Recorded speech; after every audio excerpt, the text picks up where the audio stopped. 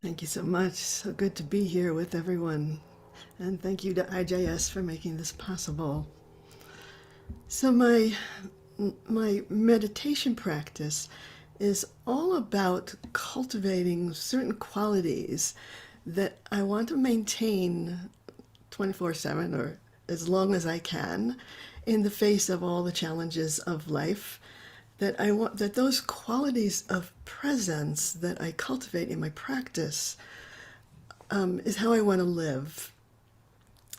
And during like the heart of my practice, I am just focusing in on those qualities, embodying them, radiating them, tasting them, and bringing awareness to those qualities of presence, so that I won't be so thrown off by what life throws me, and I can be responsive rather than reactive to, the circumstances of life. And I can kind of connect myself to those qualities and say, oh, this is home. So there is a line in the Song of Songs that is this week's Parsha of the Song of Songs that points me towards two essential qualities of presence. And Mark, if you want to share that, the handout.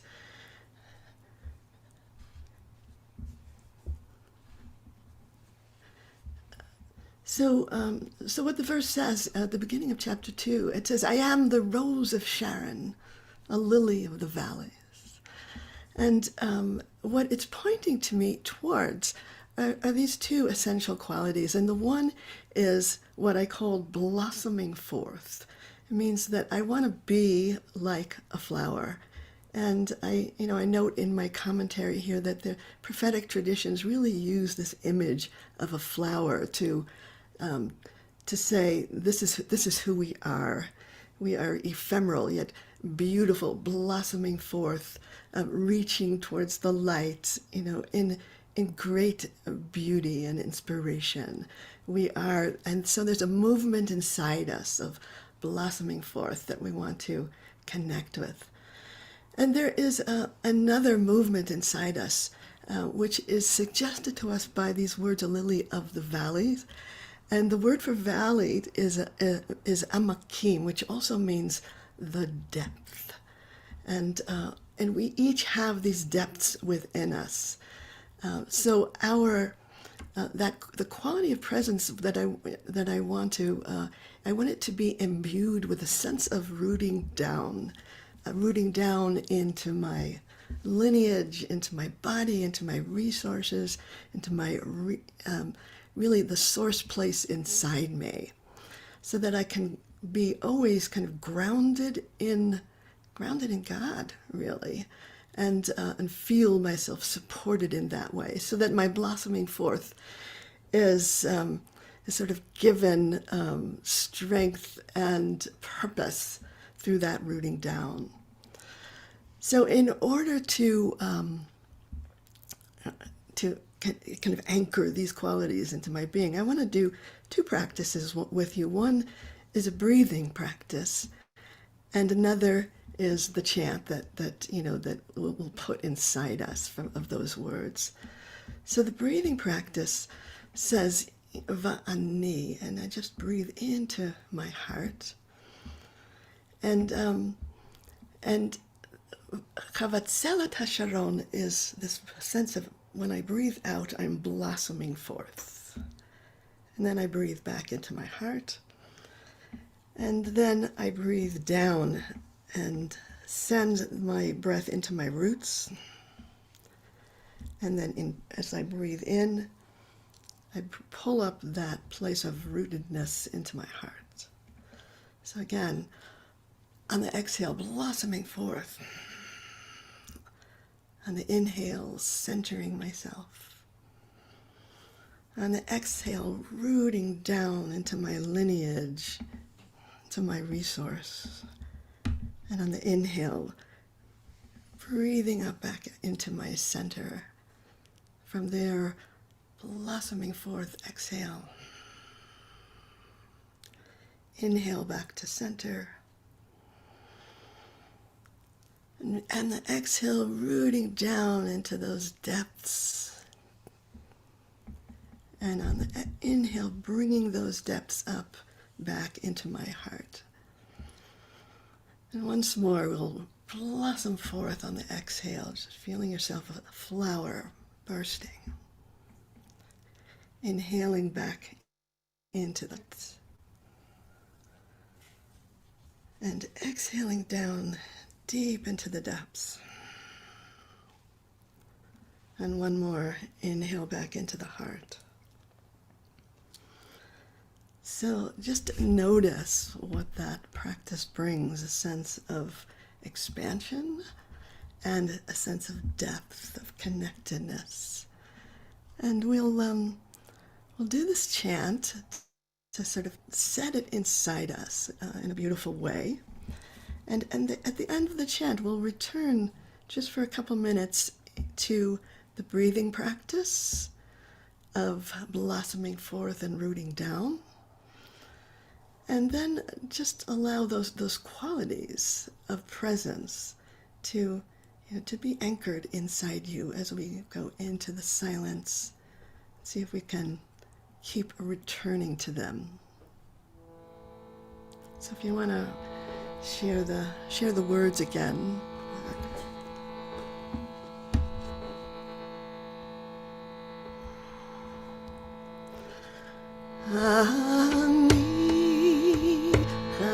Vatsalat Hasharam Shoshanat Hamakim Ani Vatsalat Hasharam Shoshanat Hamakim Ani Vatsalat Hasharam Shoshanat Hamakim Ani Vatsalat Hasharon Shoshanat Hamakim Ani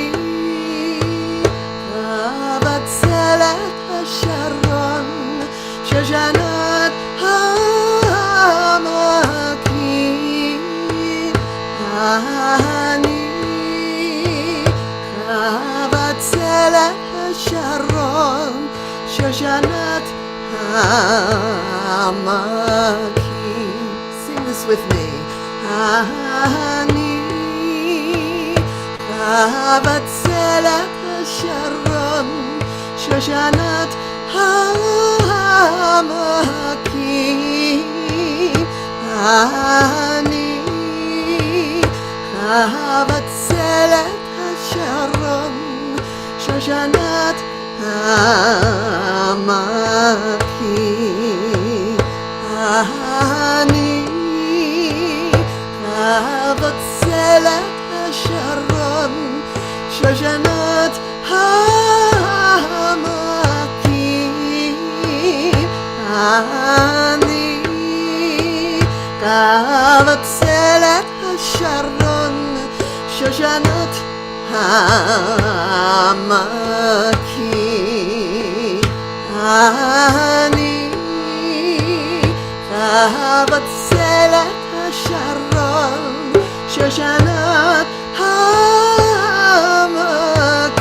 Hasharon Shoshanat Hamakim Ani Vatsalat Hasharon Shoshanat Hamakim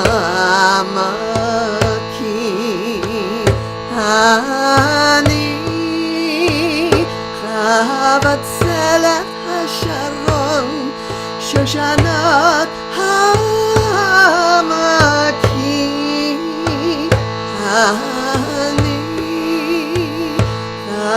Vatsalat Hasharon Shoshanat Hamakim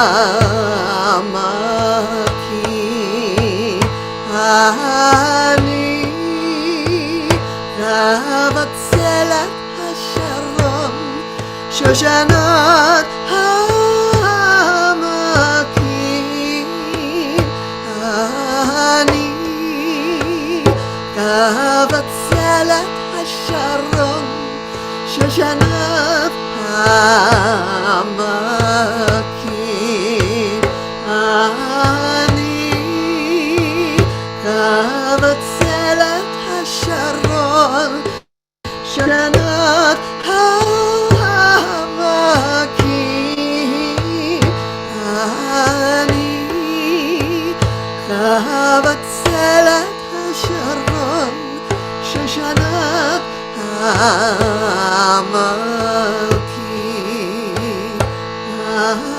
אני חבצלת השרון, שושנת העמקים. אני חבצלת השרון, שושנת העמקים.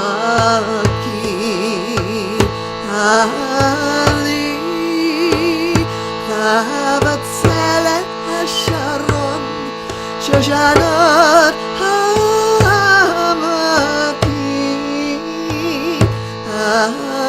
אני חבצלת השרון, שושנת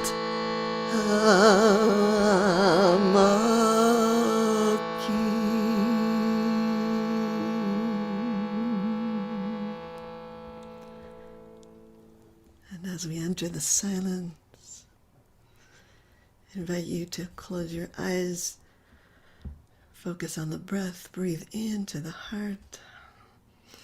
On the exhale, blossom forth, be that flower. On the inhale, center in the heart. And on the next exhale, root down into your depths. And on the inhale, bring those depths up into the heart. And on the exhale, blossom forth. Inhale, center back into that center of the flower in the heart. The exhale, root down as deep as you can. And on the inhale, bring those depths back into the heart. You can continue that breathing practice, or you can just enter into a silence that embodies those qualities of blossoming forth and rooting down.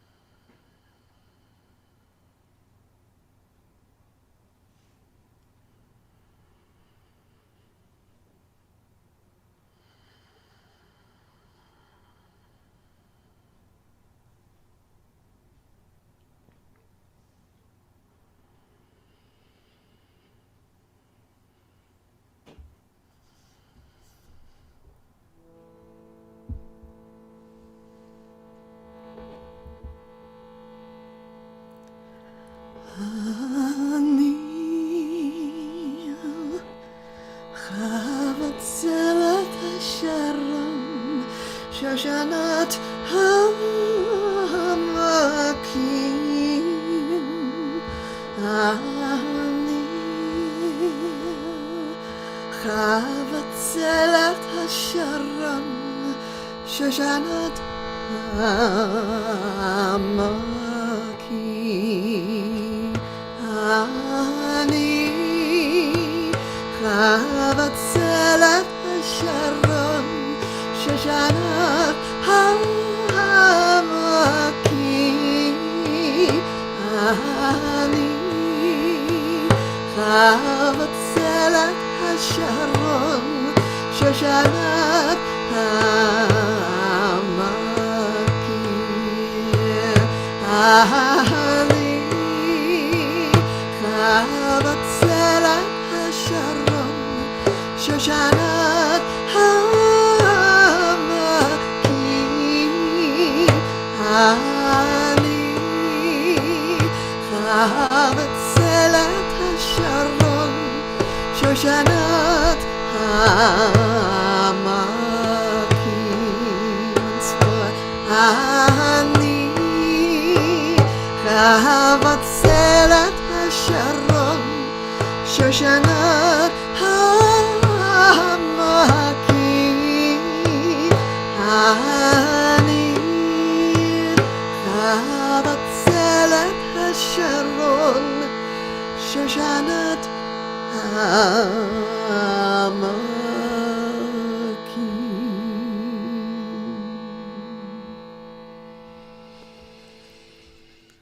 So I'll leave you with this question for contemplation that says, can I stay rooted in my depths, my lineage, my body, and my earthiness while reaching towards the heavens and the great expanse?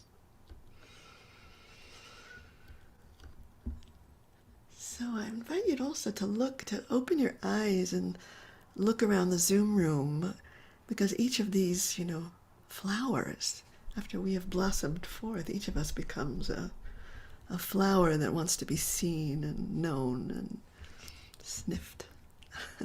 So take a look around the Zoom room, acknowledge the beauty of the flowers that we are, the bouquet that we have become by practicing together.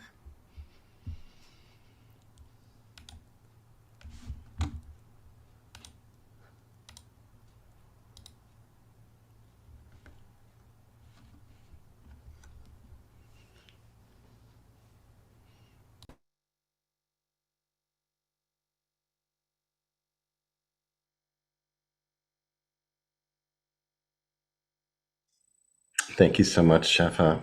Beautiful, beautiful practice, and thank you for cultivating this beautiful flower garden that we have here and drawing our attention to that as well at the end. It was so beautiful. Much appreciated. Friends, we seal the practice as we do every day by offering an opportunity for those who are in mourning or observing a yard site, or if it's your custom to recite the Kaddish. I'm very sad today to announce the death of one of the regular members of our little community of practice, and also a member of Mosaic Law Congregation in Sacramento, California, who's Rabbi Ben Herman, is also a regular and here with us today. Judah Rosen, who passed away on Monday, and I'm going to put a link in the chat box to information about his funeral and to Shiva services, which will take place by Zoom for those who might want to join. Judah really has been a member of this particular meditation community even before the pandemic and before we started meeting daily, and has been a kind of stalwart rock of this community. So he will be very much missed, and may his memory be for a blessing for his family, for all those who knew him. And so we remember and invite those of you who are reciting Kaddish to put the name or names of anyone you are thinking about or holding in your heart today in the chat box. And thanks to Firkins Reed for putting the words of the Kaddish up on the screen. Firkins, if you got that. And those who are not reciting Kaddish, of course, as always, you're invited to stay present as a minyan of comfort and support. For those who are reciting Kaddish, you'll invite to join me by rising in body or in spirit to recite the words together. Yitgadal v'yitkadash shemei Rabba v'yalma divrach hirutei v'yamlich malchutei v'chayechon uvyomechon uvchaye dechol Beit Yisrael ba'agala v'zman kariv v'imru amen. Yehi shmei Rabba v'barach v'alam ulamei almaya Yitbarach v'yishtabach v'yitpa'ar v'yitramam v'yitnaseh v'yithadar v'yitaleh v'yithalal shemei dekusha b'richu la'ela min kol birchata v'shirata tushbachata v'nechemata da'amiran ba'alma v'imru amen. Yehi shalama Rabba min Shemaya v'chaim aleinu v'al kol Yisrael v'imru amen. Oseh shalom v'mamav hu yaseh shalom aleinu v'al kol Yisrael v'al kol yoshvei tevel v'imru amen.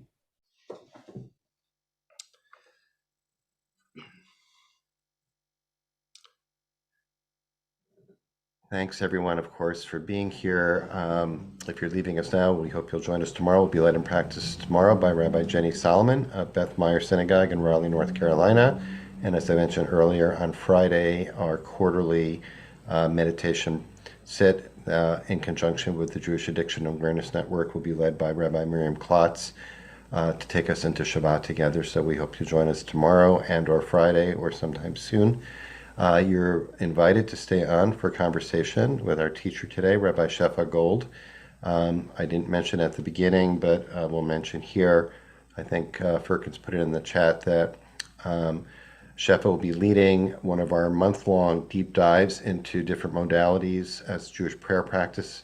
Shefa will be leading a month-long session on sacred chant as a prayer practice. So if this practice today resonated for you or piqued your interest in exploring chant as a ongoing spiritual practice, prayer practice for yourself, you have a wonderful opportunity to do it with one of the great masters of that art, Shefa Gold. That will start in mid-February, so be on the lookout for that.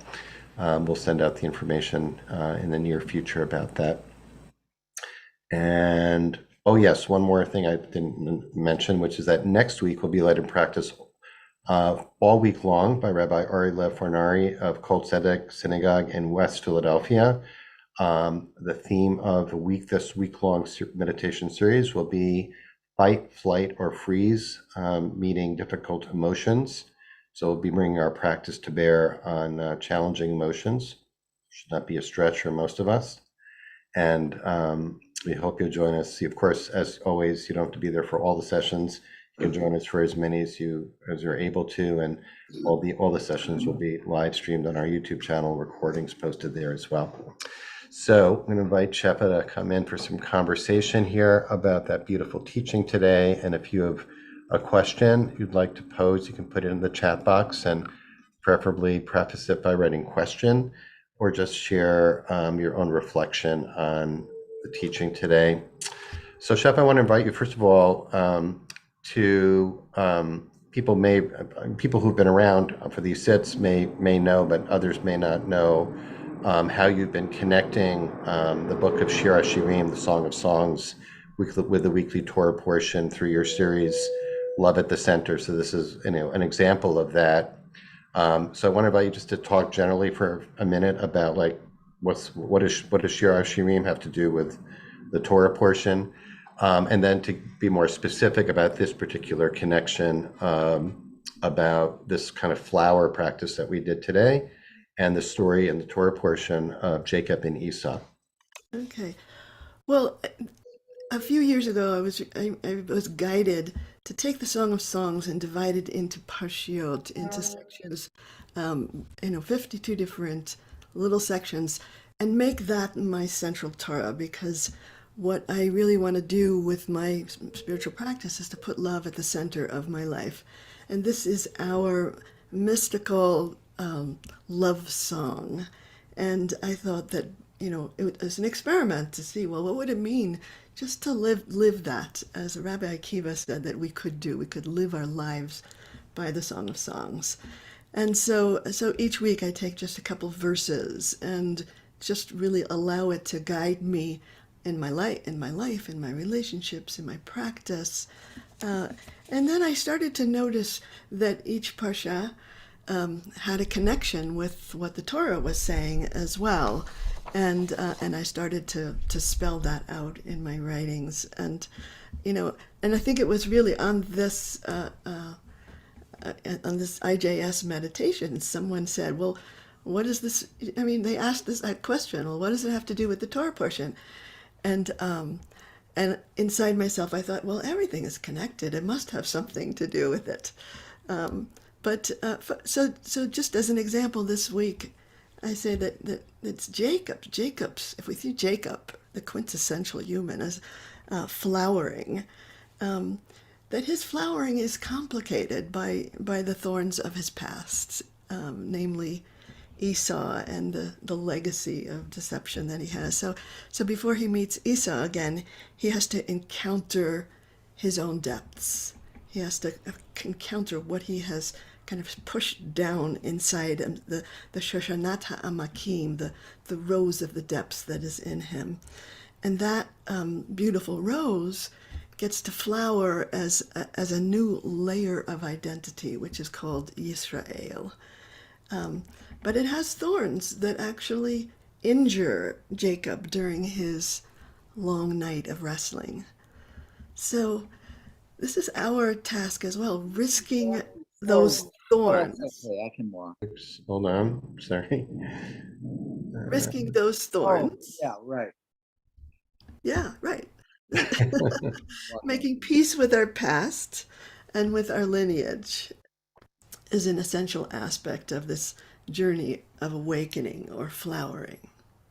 So that was kind of the bridge that I made. But It's a great, I mean, I've read many of these and they all work. This works extremely well. The idea of the rose, of the beauty of the rose and its blossoming, and the thorns, which, of course, I haven't really thought about, like, why does a rose have thorns, and what are the function of it's not like the thorns are just an annoyance or something we wish weren't there. They're an essential part of that, journey right, of of the vegetation. And we notice that wouldn't it be wonderful if we could invent a rose that had no thorns, right? But it wouldn't be what it is without the thorns. The thorns serve a function. And Jacob wouldn't become Israel if he didn't have those thorns either. So I want to invite you actually to talk a little bit about, the language and the instructions you gave for people for rooting down into our bodies, into our earthiness. And you also mentioned lineage, which I wanted to ask you to talk a little bit more about that, if you would, even personally, like when you do that, when what happens for you when you have the experience of rooting into your lineage, would you say? and my lineage is not so simple, and it's what holds me, it's what grounds me, it's what sends me. Hmm. So there's Thich Nhat Hanh teaches that we have three lineages often. The lineage of our blood, so I want to connect with that, of my blood ancestors. Hmm. And he also says there's a lineage of the heart, which is those teachers, traditions Mm. that speak to your heart are also your lineage that hold you and send you. And there's also a third lineage, which I think is important, is the lineage of the ground where you are right now, under your feet, where you live. That Mm. all the people who have ever lived on that place also form your foundation, your lineage, and you want to be able to call on that lineage, honor it, and let it be something that sends you to to who you are becoming. Mm.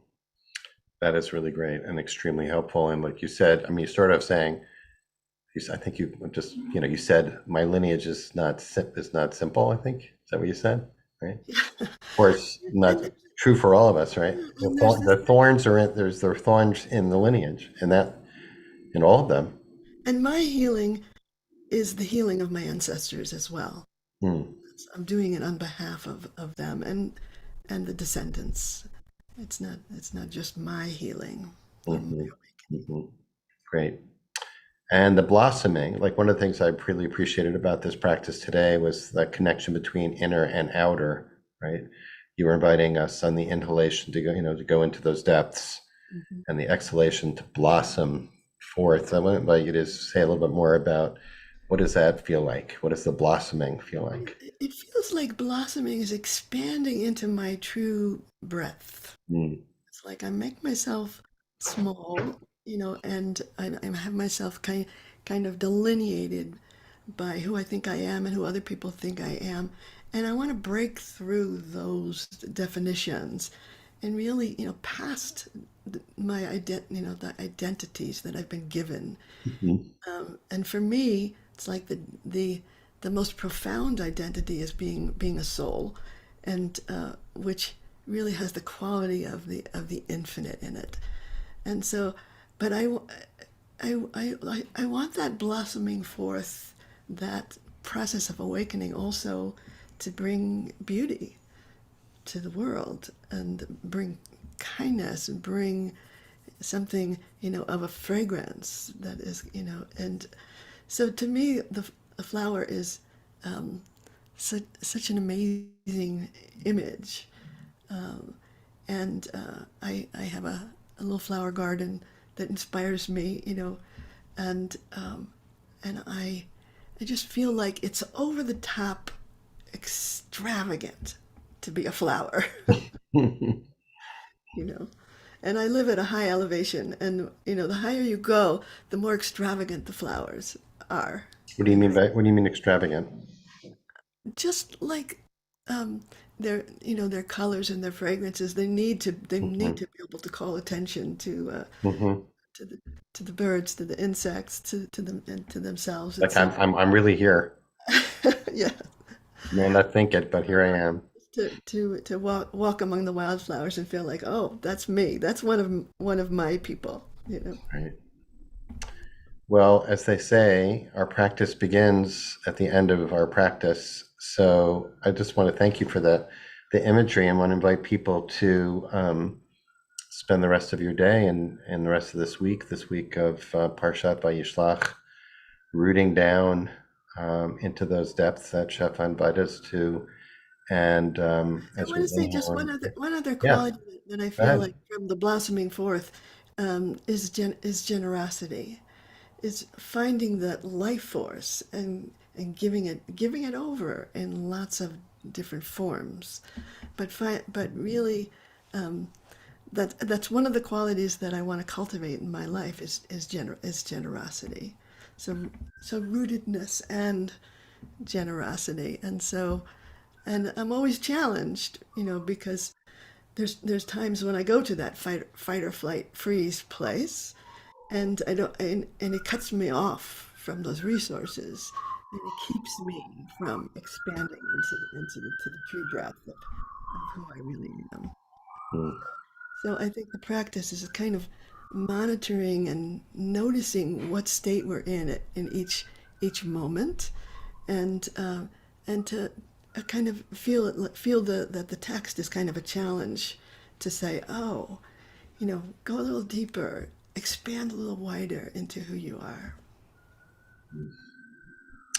Shefa, thank you so much for both being, a beautiful flower in this garden of teachers that we've been blessed to learn from and practice with, and also for tending this garden of participants also so beautifully. We're all really appreciative, and thank you so much, as Thank you, always. Rick.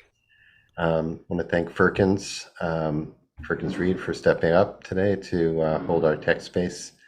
And most of all, of course, as always, thank each of you for your incredible dedication and showing up day by day. So let us go tend to our gardens.